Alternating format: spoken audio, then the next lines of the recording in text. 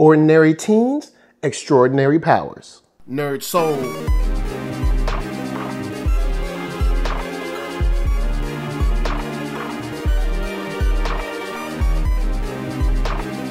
Late Ill Kid at OneYoungsta holding it down, bringing that street geek and nerd soul. Today we got hip hop, we got geek, and we're doing just a touch, just a soupçon, just a sprinklage of dropping jewels. During the week, things go on and we can't catch it all, but this is a comic book that I've been wanting to catch for a minute, and it's a little book by the name of Swag Patrol. And don't be turned off by the name. I know there might be a couple of people that like Swag Patrol. That doesn't sound cool. It sounds corny. No, man, it's really fitting for this book, and we'll get to why in a minute. But I like the way this starts out because in issue 1, we get a nice kind of like prologue about how these kids got their powers.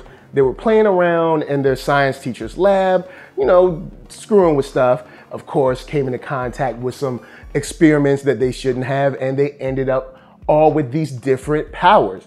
And of course, you always need a catalyst to happen, and that catalyst has, you know, kind of turned them into people that are excited about the powers they have. So they're not, it's not a situation where they're like, I'm a freak, I'm horrible. You know, they're actually excited and pretty, you know, pumped up about being like able to fly or to run fast or create, you know, kinetic energy, all kinds of stuff that in many shows you'll see other people kind of like hating these powers. It's good to see these kids excited and kind of like just amped up to do something very good.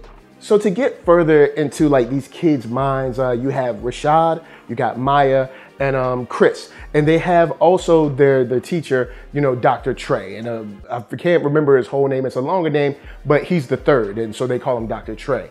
And all of these kids are family members, so immediately you get this kind of you know, just camaraderie built in. You get this kind of like tit for tat thrown in, you know, similar like you know, with you and your family. You know, you and your brother, or you and your cousin might play around because Rashad and Maya are brother and sister, and Chris is their cousin. They're all around the same age, going to the same school. So you get that family vibe that I think serves this story extremely well. And there's a nice line in here about Dr. Trey wanting to kind of temper their excitement with responsibility, because, you know, you have those two roles going on in here that he wants to just make sure that he makes them aware not only of their powers, but how their powers could put them in danger, others in danger, but also help people.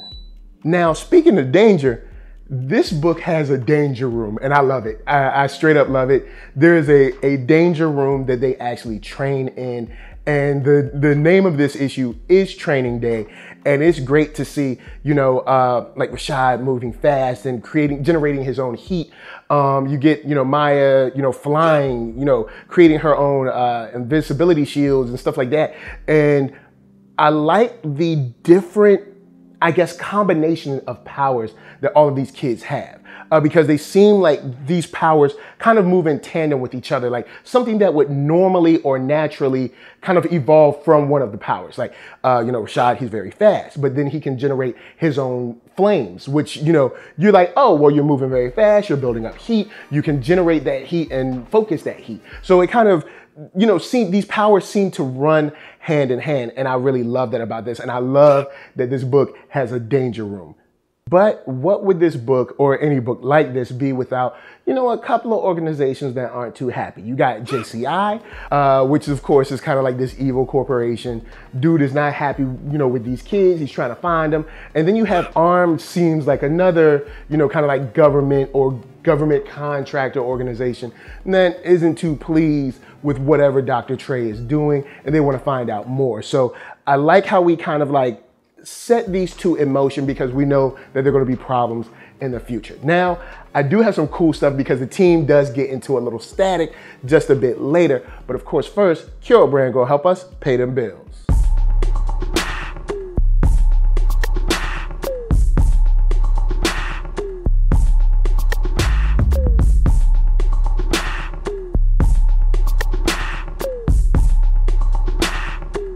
Oh yeah, check that link below. Hats, shirts, hoodies, all that jazz. And once you find something you like, of course, cop it. So let's get into the warnings that have been going off in the danger room.